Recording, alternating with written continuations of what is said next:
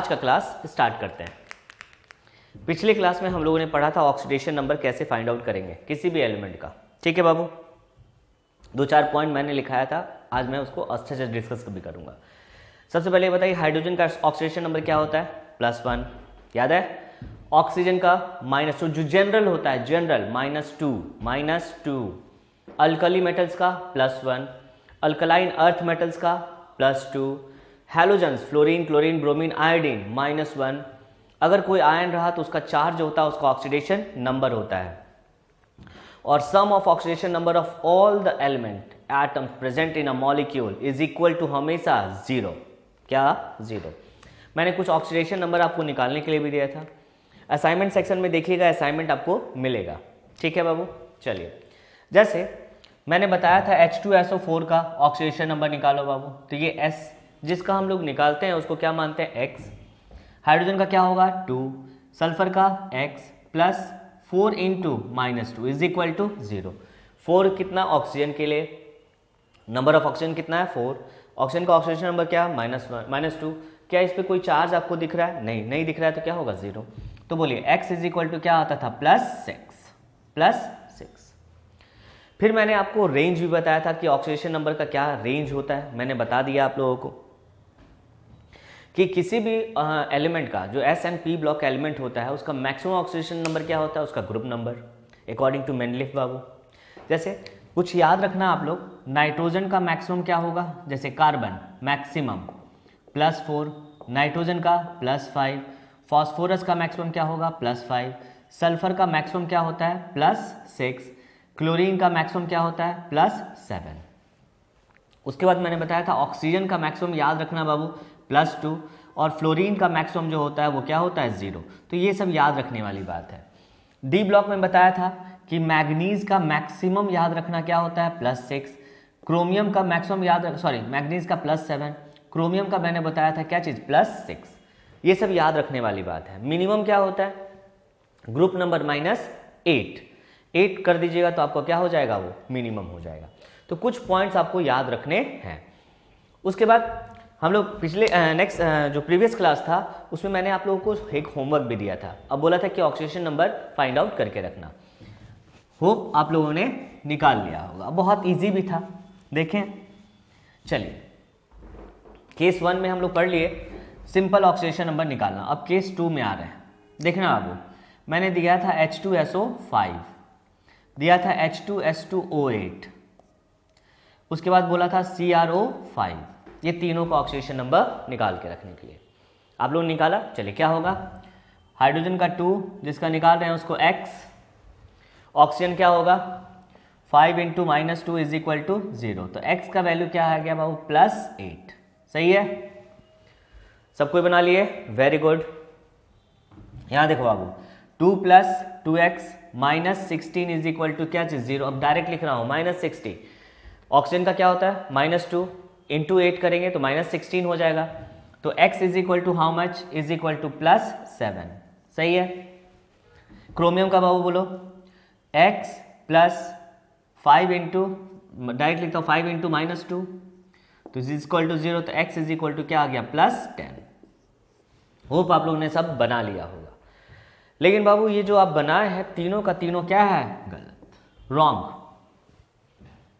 तीनों का तीनों क्या है? रॉन्ग। अब सोचो क्यों? मैंने बताया था कि सल्फर का मैक्सिमम जो होता है वो क्या होता है? +6, उसका ग्रुप नंबर। देखो यहाँ पे +8 है, यहाँ पे देखिए सल्फर का मैक्सिमम क्या है? +7, जो पॉसिबल नहीं है। क्रोमियम का भी मैंने बताया था कि +6। तो इस तरह के क्वेश्चंस आपको आएंगे, बिल्कुल आएंगे। तो याद रखना बाबू, आपको कुछ मैकेनिज्म में बताऊंगा, लेकिन याद रखना इसका आंसर क्या होगा। कभी भी, एनी टाइम, कभी भी अगर किसी भी एलिमेंट का ऑक्सीडेशन नंबर मैक्सिमम से एक्सीड करता, मीन्स मैक्सिमम से अगर ज्यादा मिलने लगे, समझना वो आंसर गलत है, आंसर गलत है। तो उसका ऑक्सीडेशन नंबर क्या लिखा जाए? तो कुछ नहीं, जो भी किसी भी एलिमेंट का मैक्सिमम ऑक्सीडेशन स्टेट होगा वही उसका क्या होगा? आंसर होगा। जैसे सल्फर का मैक्सिमम ऑक्सीडेशन नंबर क्या होता है? 6, तो आंसर इसका क्या होगा? +6। सल्फर का क्या होगा? +6, मीन्स दोनों केस में क्या आएगा? +6। क्रोमियम का मैंने बताया था क्या होगा? +6, तीनों का क्या होगा +6। सिंपल सा बात। अगर किसी भी एलिमेंट का ऑक्सीडेशन नंबर उसके मैंने रेंज से ज़्यादा आए, मीन्स मैक्सिमम ज़्यादा आए बाबू, जैसे +6 की जगह +8 आ गया, तो आंसर कैसे लिखेंगे? कुछ नहीं, जो उसका मैक्सिमम ऑक्सीजन स्टेट होगा वही उसका क्या होगा आंसर होगा। तो आंसर इस तरह से हम लोग फाइंड आउट करेंगे +6। लेकिन ये रीजन क्यों, रीजन क्या है इसका? ठीक है, रीजन क्या है? तो चलिए हम लोग रीजन देखेंगे इसका। ठीक है, आइए रीजन देखेंगे। लेकिन याद रखना, मैं बोल रहा हूं क्या चीज याद रखना कि अगर किसी का ऑक्सीडेशन नंबर मैक्सिमम से ज्यादा आए तो डायरेक्ट उसके आंसर में क्या लिख देना, जो उसका मैक्सिमम ऑक्सीडेशन नंबर रहेगा। ज्यादा कुछ करने की जरूरत नहीं है। ठीक है, लेकिन रीजन तो आपको जानना चाहिए। चलिए आइए रीजन देखते हैं। पहले नोट कर लो इसको फास्ट, आंसर नोट कर लेना बाबू। जैसे नाइट्रोजन का कहीं पे आ जाए +6, पॉसिबल नहीं है, पॉसिबल नहीं है, तो उसका ऑक्सीडेशन नंबर आप क्या लिखोगे? +5 आंसर। ठीक है, चलिए आइए केस 2 में, केस 2 ही में बाबू देखो। अब इसको मैं बढ़िया से डिक्टेट करा देता हूं, देखना। H2SO5, देखना क्या होता है H2SO5। ठीक है, इसका नाम क्या है? This is called monoperoxy sulphuric acid. याद रखना बाबू, जो मैं बता रहा हूं बस उतना ही आएगा, उससे ज्यादा आने वाली बात नहीं है। या इज ऑल्सो कॉल्ड कैरोज एसिड कहते हैं इसको। क्या चीज? कैरोज एसिड। अब अगर यहां देखेंगे बाबू, 2 + x - 10 = 0, तो x = क्या होगा? +8। +8 जो है is not possible, not possible, ये पॉसिबल नहीं है, पॉसिबल नहीं है, because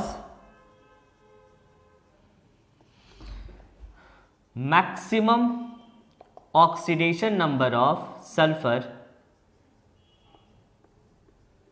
is +6, which is its क्या चीज? Group number. जो ग्रुप नंबर होता है वही उसका क्या होता है? मैक्सिमम होता है। तो आखिर ये रीजन क्या है? अब इस तरह के कंपाउंड में कैसे हम लोग जाने की कैसे होगा? तो आंसर तो मैंने बता दिया आप लोगों को, लेकिन क्या रीजन है देखना। अब देखो, इन दीज कंपाउंड्स कितना बाबू? 2 टाइप्स ऑफ ऑक्सीजन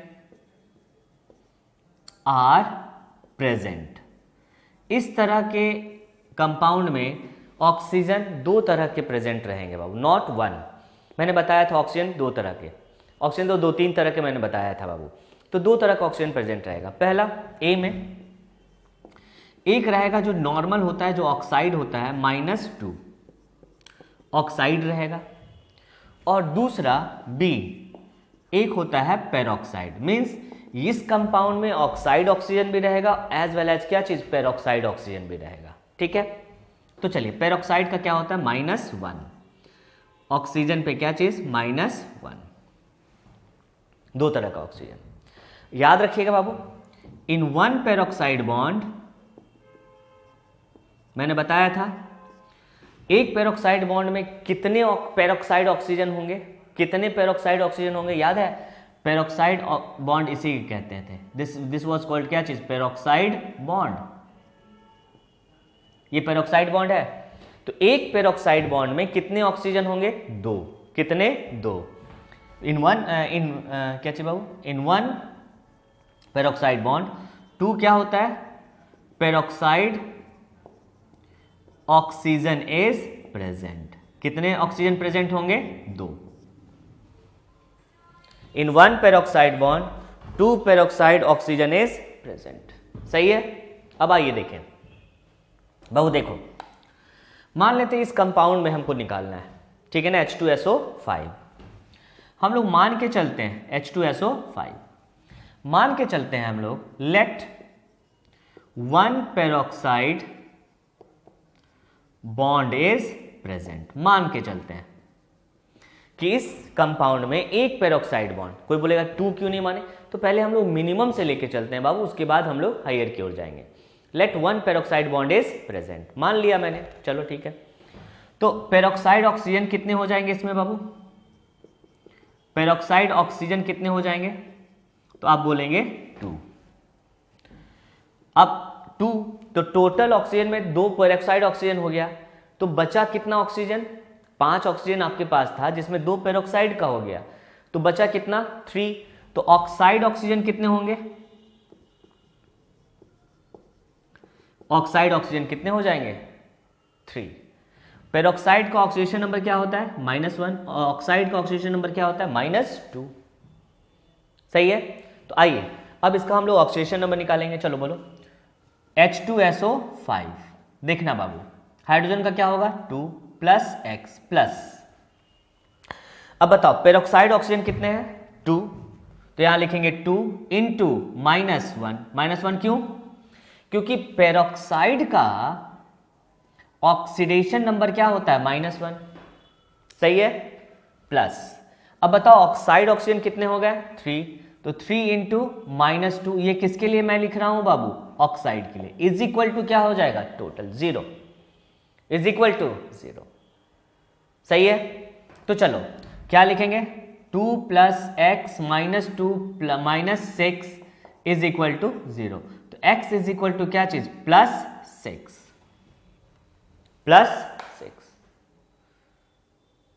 सही है, कोई दिक्कत नहीं, यही आपका ऑक्सीडेशन नंबर होगा। बट अगर इफ बाबू अगर +6 की जगह अभी आ जाता +7, क्या आ जाता +7, तो फिर से हम लोग मान लेते कि लेट 1 की जगह क्या लेते 2 पेरोक्साइड बॉन्ड इज प्रेजेंट, उसके बाद हम लोग सॉल्व करते।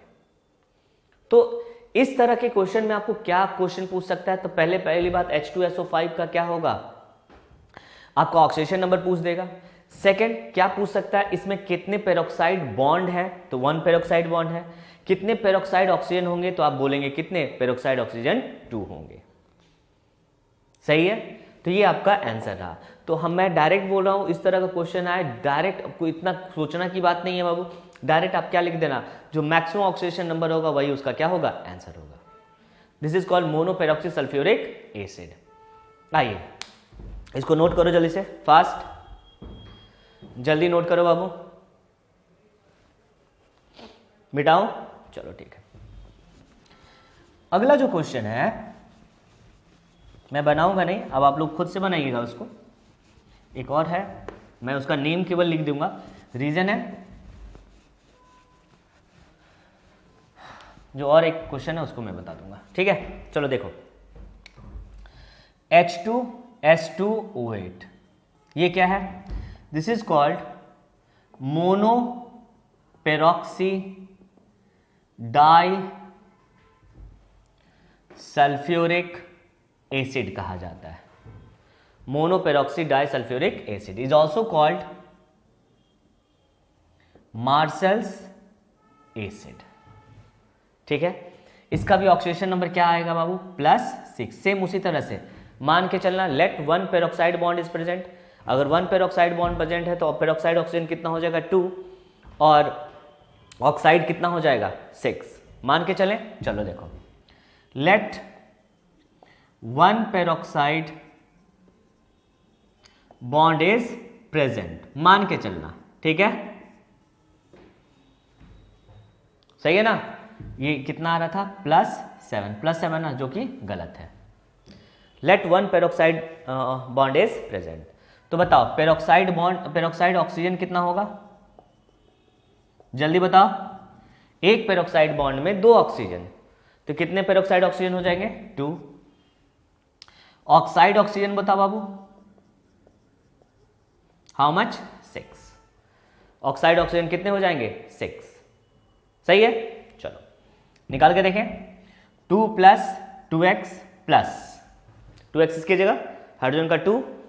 अब बताओ पेरोक्साइड ऑक्सीजन कितने हैं 2, तो 2 × -1, ये किसके लिए लिख रहे हो बाबू पेरोक्साइड के लिए, प्लस ऑक्साइड कितने हैं 6 × -2, ये किसके लिए बाबू oxide, is equal to how much 0, सही है। चलो, तो 2 plus 2x minus 2 minus 12 is equal to 0। तो x is equal to how much, 6। तो यहां पे भी आपको 2 पेरोक्साइड लेने की जरूरत नहीं है, डायरेक्ट आपका क्वेश्चन बन जा रहा है।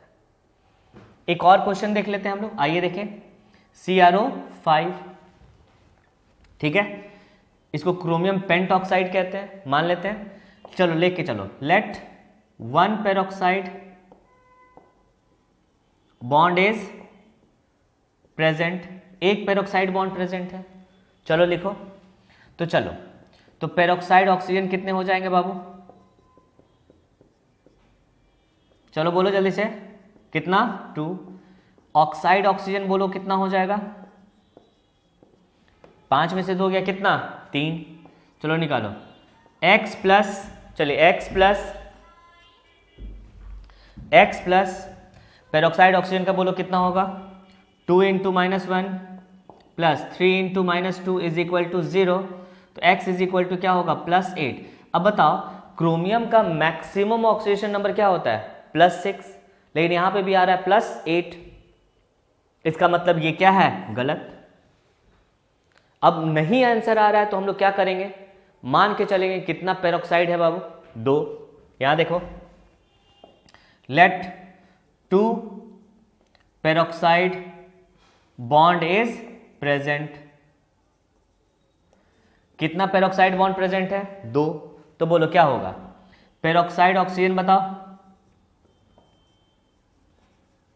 How much, 4। ऑक्साइड ऑक्सीजन कितना होगा, 1। कैसे, एक पेरोक्साइड बॉन्ड में 2 ऑक्सीजन, तो 2 में कितना होगा बाबू, 4। ठीक है, चलो बोलो, CrO5 है। चलो, x प्लस कितना है बाबू, 4 इंटू -1, ये किसके लिए है, पेरोक्साइड। अब बताओ, 1 इंटू -2 ये किसके लिए होगा, ऑक्साइड, इज इक्वल टू 0। तो x इज इक्वल टू क्या लिखेंगे, +6। तो CrO5 में बाबू कितने पेरोक्साइड ऑक्सीजन होते हैं, 2। सॉरी, पेरोक्साइड बॉन्ड कितने होते हैं, 2, और पेरोक्साइड ऑक्सीजन कितने हो जाएंगे, 4। इसका स्ट्रक्चर कुछ ऐसा होता है, बड़ा इंपॉर्टेंट स्ट्रक्चर भी है, आगे आप लोग पढ़िएगा भी, देखिएगा। ये स्ट्रक्चर होता है, इसको कहते हैं butterfly like structure, butterfly like structure. अब बताओ, क्या इसमें पेरोक्साइड ऑक्सीजन दिख रहा है तुमको, देखो ऑक्सीजन ऑक्सीजन बॉन्ड है ना बाबू, सिंगल बॉन्ड, तो ये क्या हुआ, पेरोक्साइड बॉन्ड, और ये भी क्या हुआ आपका, पेरोक्साइड बॉन्ड। 2 पेरोक्साइड बॉन्ड है, ऑक्सीजन कितने हो जाएंगे, 4, टोटल 4। ठीक है, तो ये केस 2 हुआ आपका, क्या चीज, केस 2, जिसमें हम लोग क्या करेंगे, अगर ऑक्सीडेशन नंबर ज्यादा आ रहा हो तो उस एलिमेंट का हमेशा जो ऑक्सीडेशन नंबर होगा वो मैक्सिमम ऑक्सीडेशन नंबर ही उसका क्या होता है, आंसर होता है। ठीक है, इसको जल्दी से नोट डाउन कर लीजिए बाबू। अब एक लास्ट हम लोग देखेंगे, चार्ज ट्रांसफर, नोट इट, जल्दी नोट करो। हम लोगों ने केस 1 और केस 2 देख लिया, ठीक है। अब मैं एक केस 3 बना दे रहा हूं, ठीक है, आइए देखेंगे केस 3। आज मैं केस 3 बता रहा हूं, नेक्स्ट क्लास में इसका थोड़ा सा हम लोग प्रैक्टिस भी करेंगे, ठीक है। डीपीपी मिल जाएगा आप लोगों को, असाइनमेंट सेक्शन में देखिएगा, असाइनमेंट आपको मिल जाएगा, ठीक है। आइए देखते हैं हम लोग केस 3 कैसे पढ़ते हैं, ठीक है। सबसे पहली बात, इलेक्ट्रोनिगेटिविटी का कॉन्सेप्ट आप लोग जानते हैं, इलेक्ट्रोनिगेटिविटी, ठीक है। मान लेते हैं 2 एलिमेंट है ए और क्या चीज बी, तो ए का इलेक्ट्रोनिगेटिविटी क्या है, ज्यादा, और बी का क्या है, कम। इतना तो समझ गए। चल, अब यहां देखो आप, ए और बी, अगर ए और बी कौन सा बॉन्ड बना रहे हैं, सिंगल बॉन्ड, क्या चीज, सिंगल बॉन्ड। कौन सा बॉन्ड है बाबू, सिंगल बॉन्ड। तो ए पे कौन सा चार्ज होगा, +1, और बी पे क्या होगा, -1। इसको कहते हैं चार्ज ट्रांसफर, क्या चीज, चार्ज ट्रांसफर। जैसे HCl अगर ब्रेक करता है तो कैसे ब्रेक करता है बाबू, H+ और Cl-। H बताओ, HCl, ये रहा ना HCl, दोनों के बीच में कौन सा बॉन्ड, सिंगल बॉन्ड। तो इस पे कौन सा चार्ज, -1, और इस पे क्या चीज, +1। ये लेस इलेक्ट्रोनिगेटिव और ये क्या है, मोर इलेक्ट्रोनिगेटिव, ठीक है। चलो, अगर ए और बी क्या बनाते हैं बाबू, 2 बॉन्ड्स, 2 बॉन्ड, तो ए पे कौन सा चार्ज होगा, +2, और बी पे क्या चीज, -2। सही है, इजी है ना। चलिए, अगर ए और बी ट्रिपल बॉन्ड बनाते हैं तो इस पे क्या होगा, +3, और ये क्या चीज, -3। तो ये हुआ आपका चार्ज ट्रांसफर। किस तरह से चार्ज ट्रांसफर होता है। अगर सिंगल बॉन्ड है तो प्लस और -1, अगर डबल बॉन्ड है तो प्लस और -2, अगर ट्रिपल बॉन्ड है तो प्लस एंड माइनस क्या होगा, 3। ठीक है, अगला देखेंगे। इफ, ये फर्स्ट ए,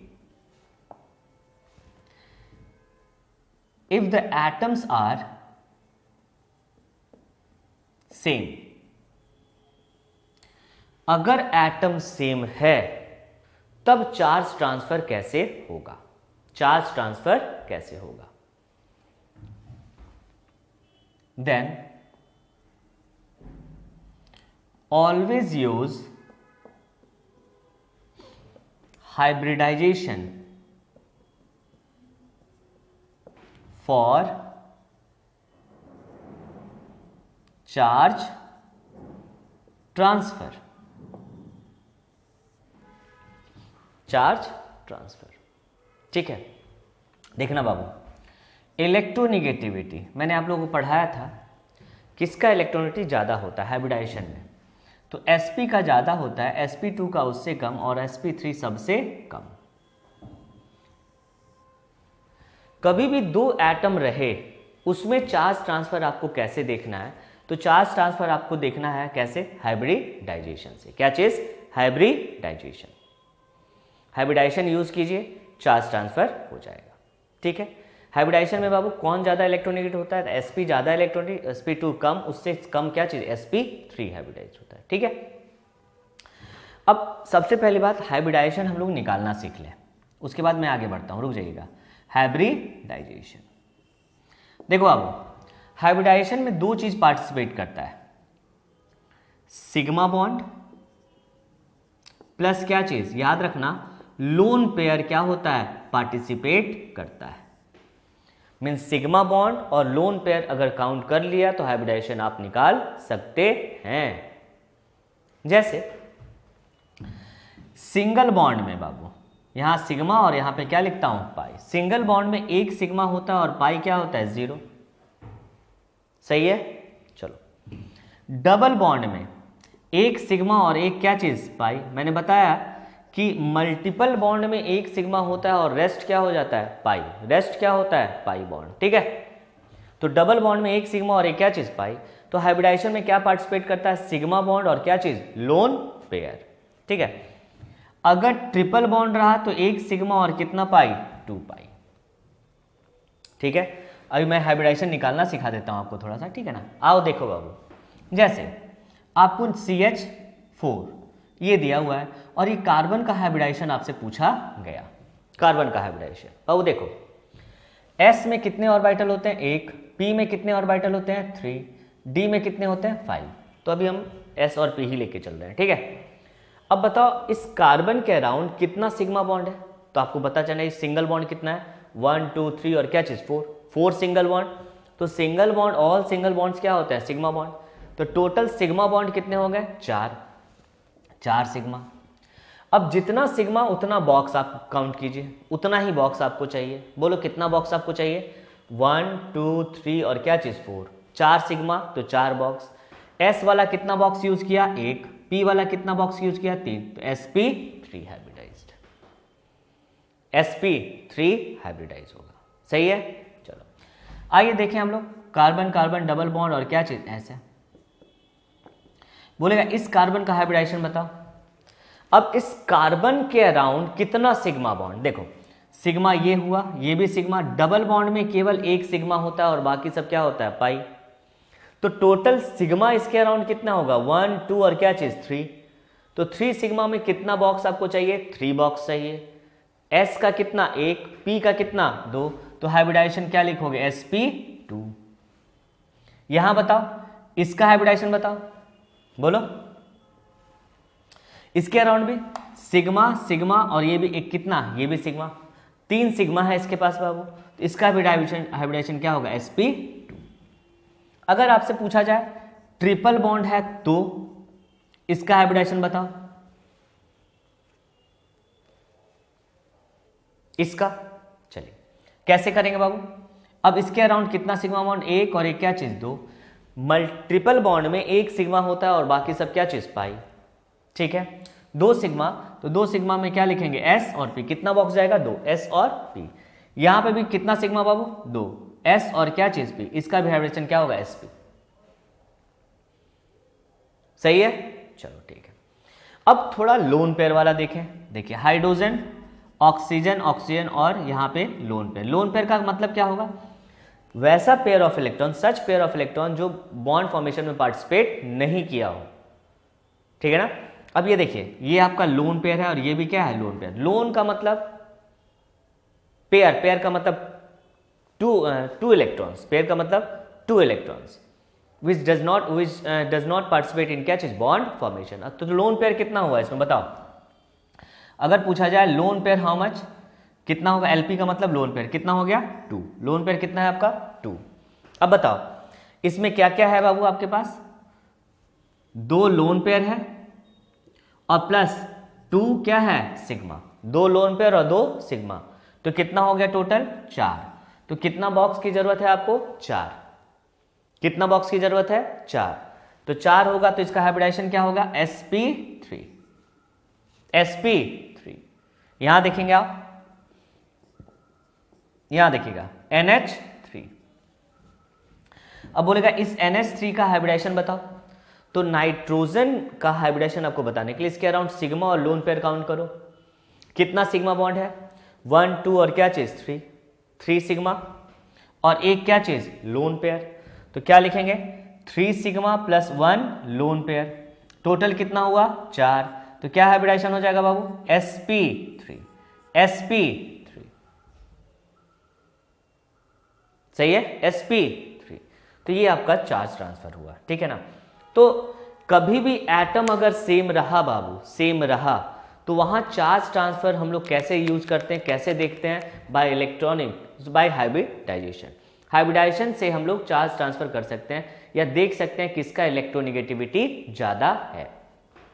तो sp का ज्यादा है, sp2 का कम, और उससे कम किसका होता है, sp3 का। ठीक है, तो पहले ये नोट कर लीजिए बाबू। मैंने क्या बताया, सिंगल बॉन्ड में +1 -1, +2 -2, +3 -3।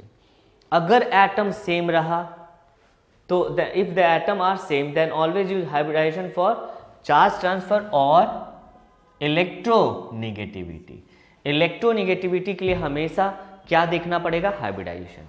हाइब्रिडाइजेशन sp का ज्यादा, उससे कम sp2 का, उसके बाद क्या चीज, sp3 का। ठीक है, नोट करिए इसको पहले बाबू, उसके बाद मैं आपको बताता हूं इसके बारे में। फास्ट, जल्दी नोट करिए।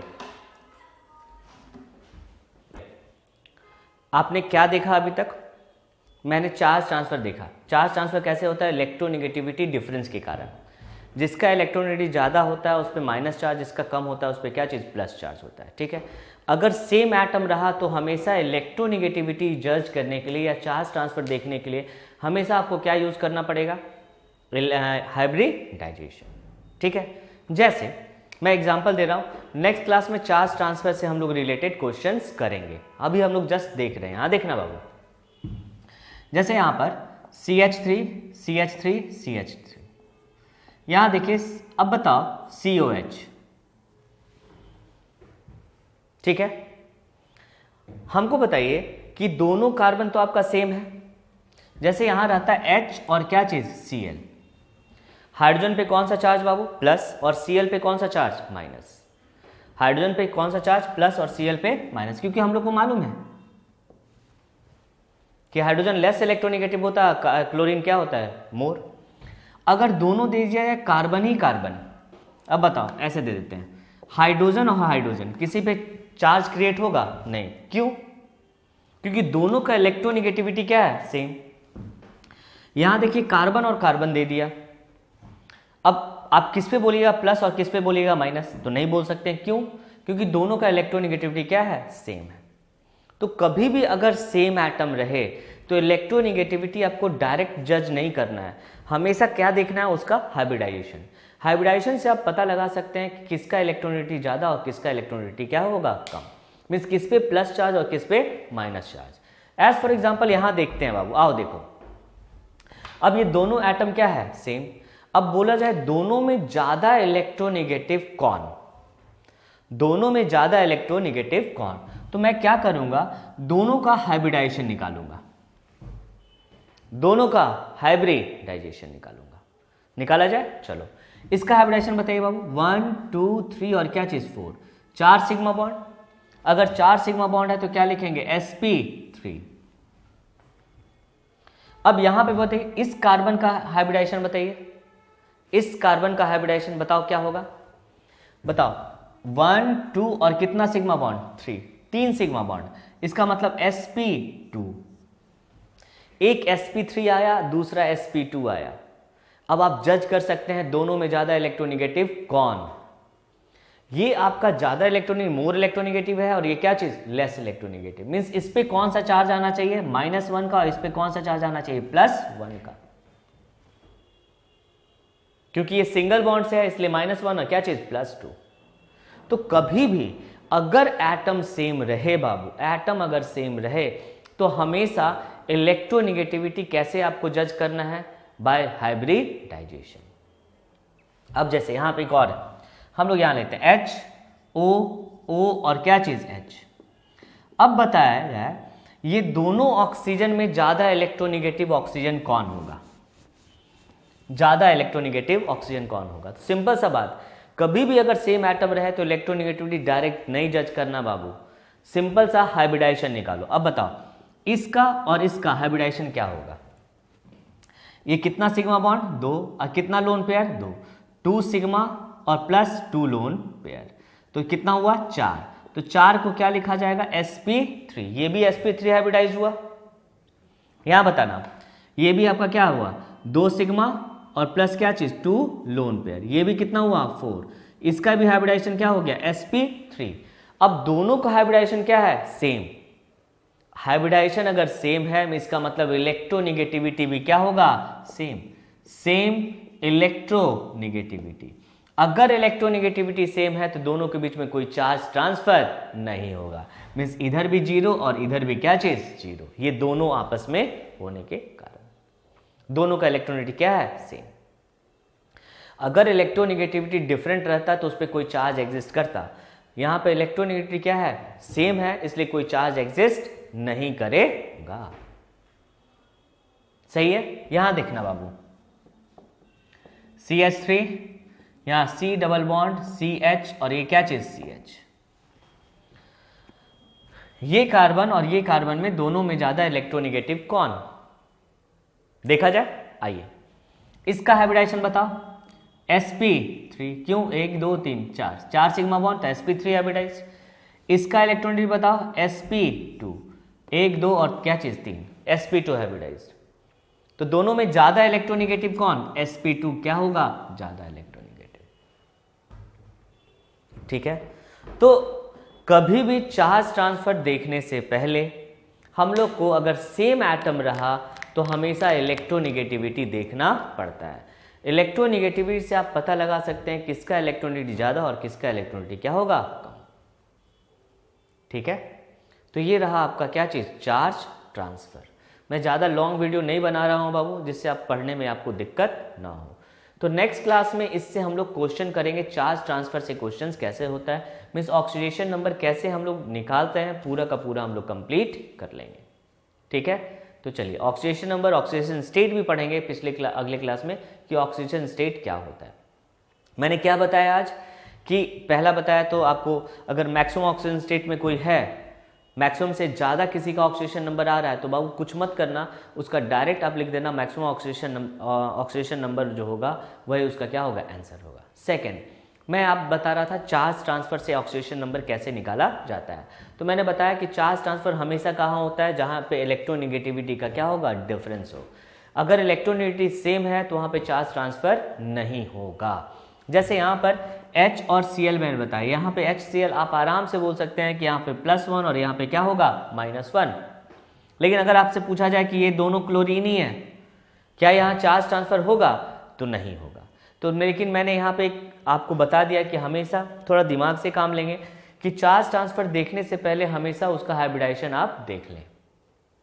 अगर हाइब्रिडाइजेशन अलग अलग आया, डिफरेंट आया, तो वहाँ पे चार्ज ट्रांसफर होगा, मीन्स एक पे पॉजिटिव एक पे निगेटिव होगा। ठीक है, चलिए तो आज बस हम लोग इतना ही देखते हैं बाबू। नेक्स्ट क्लास में हम लोग फिर से मिलेंगे इसमें। चलिए बाय बाय।